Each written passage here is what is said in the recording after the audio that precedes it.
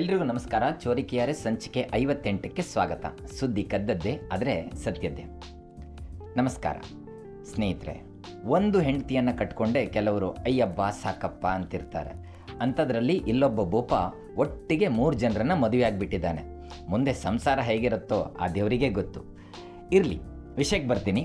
ಉತ್ತರ ಪ್ರದೇಶದ ಅಮ್ರೋಹ ಜಿಲ್ಲೆಯಲ್ಲಿ ನಡೆದ ಒಂದು ಮದುವೆ ಇದೀಗ ದೇಶಾದ್ಯಂತ ಭಾರಿ ಚರ್ಚೆಗೆ ಕಾರಣ ಆಗಿದೆ. ಸಾಮಾಜಿಕ ಜಾಲತಾಣಗಳಲ್ಲಿ ಲಕ್ಷಾಂತರ ಜನರು ಈ ವಿಡಿಯೋವನ್ನು ನೋಡಿ ಆಶ್ಚರ್ಯ ವ್ಯಕ್ತಪಡಿಸ್ತಾ ಇದ್ದಾರೆ. ಕಾರಣ ಏನು ಗೊತ್ತಾ? ಈಗಾಗಲೇ ಹೇಳಿದ ಹಾಗೆ ಒಬ್ಬನೇ ಯುವಕ ಒಂದೇ ದಿನ 3 ಯುವತಿಯರೊಂದಿಗೆ ಮದುವೆಯಾಗಿದ್ದಾನೆ. ಅದು ಒಂದೇ ಸಲಕ್ಕೆ ಕೂಡ. ಮೊದಲಿಗೆ ಎಲ್ಲರೂ ಈ 3 ಯುವತಿಯರು ಸಹೋದರಿಯರೇ ಅಂತ ನಂಬಿದ್ರು. ಆದರೆ ನಂತರ ಬಂದ ವರದಿಗಳ ಪ್ರಕಾರ ಅವರಲ್ಲಿ 2 ಮಾತ್ರ ಸಹೋದರಿಯರಂತೆ, ಮತ್ತೊಬ್ಬಳು ಅವಳ ಸೋದರ ಸಂಬಂಧಿಯಂತೆ. ಅಂದಹಾಗೆ ವರನ ಹೆಸರು ವಿಕಾಸ್ ಅಂತ, ವಧುಗಳ ಹೆಸರು ಸರೋಜಾ, ಸಾವಿತ್ರಿ ಮತ್ತು ಸಂತೋಷ ಅಂತ. ಸಂತೋಷ ಅಂದರೆ ಕನ್ಫ್ಯೂಸ್ ಆಗಬೇಡಿ, ಹುಡುಗಿನೇ. ಇನ್ನೊಂದು ಕುತೂಹಲಕಾರಿ ಸಂಗತಿ ಅಂತಂದರೆ, ಈ 3 ಕೂಡ ಸಾಮಾಜಿಕ ಜಾಲತಾಣಗಳಲ್ಲಿ ವಿಡಿಯೋ ಮಾಡುವಂತಹ ಕಂಟೆಂಟ್ ಕ್ರಿಯೇಟರ್ಗಳಾಗಿ ಗುರುತಿಸಿಕೊಂಡಂಥವರು. ವಿಕಾಸ್ ಏನು ಮಾಡ್ತಾ ಇದ್ದ ಅಂತಂದರೆ, ಅವರ ವಿಡಿಯೋಗಳನ್ನು ಚಿತ್ರೀಕರಿಸುವಂತಹ ಕ್ಯಾಮ್ರಾಮನ್ ಆಗಿ ಕೆಲಸ ಮಾಡ್ತಾ ಇದ್ದ ಅಂತೆ. ಹೀಗೆ ಒಟ್ಟಿಗೆ ಕೆಲಸ ಮಾಡ್ತಾ ಮಾಡ್ತಾ 4 ನಡುವೆ ಆತ್ಮೀಯತೆ ಬೆಳೆದು ಬಂದಿದೆ. ಆದರೆ ಪ್ರಶ್ನೆ ಏನಂದರೆ, 3 ಜನರು ಒಂದೇ ವ್ಯಕ್ತಿಯನ್ನು ಮದುವೆಯಾಗಲು ಯಾಕೆ ಒಪ್ಪಿಕೊಂಡ್ರು ಅಂತ. ಅವರ ಉತ್ತರ ಕೇಳಿದರೆ ಇನ್ನೂ ಆಶ್ಚರ್ಯ ಆಗ್ತದೆ. ನಾವು ಬಾಲ್ಯದಿಂದಲೂ ಒಟ್ಟಿಗೆ ಬೆಳೆದಿದ್ದೇವೆ. ಮದುವೆಯಾದ ನಂತರ ನಮಗೆ ಬೇರೆ ಬೇರೆ ಮನೆಗಳಿಗೆ ಹೋಗಿ ದೂರವಾಗಲಿಕ್ಕೆ ಇಷ್ಟ ಇರಲಿಲ್ಲ.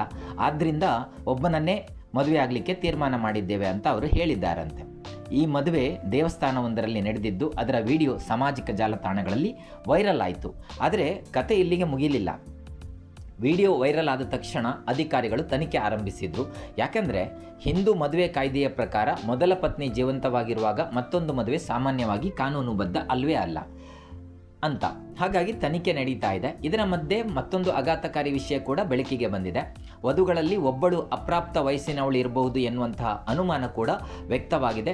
ಪೊಲೀಸರು ಹಾಗೂ ಮಹಿಳಾ ಮತ್ತು ಮಕ್ಕಳ ಕಲ್ಯಾಣ ಇಲಾಖೆ ತನಿಖೆಯನ್ನು ಈಗಾಗಲೇ ಆರಂಭಿಸಿವೆ ಅಂತ. ಅವರು ಹೇಳೋ ಪ್ರಕಾರ ಯುವತಿಯರ ವಯಸ್ಸು ಸರೋಜಾ 20, ಸಾವಿತ್ರಿ 19 ಮತ್ತು ಸಂತೋಷಳಿಗೆ 18 ಅನ್ನುವಂಥದ್ದು. ವಿಕಾಸ್ನಿಗೆ ಎಷ್ಟು ವರ್ಷ ಆಗಿದೆ ಅನ್ನೋದ್ರ ಬಗ್ಗೆ ಖಂಡಿತ ಮಾಹಿತಿ ಸಿಕ್ಕಿಲ್ಲ. ಅದೇನೇ ಇರಲಿ, ಇದೀಗ ಈ ವೈರಲ್ ಮದುವೆ ಈಗ ಕಾನೂನು ತನಿಖೆಯ ವಿಷಯವಾಗಿಯೂ ಮಾರ್ಪಟ್ಟಿದೆ.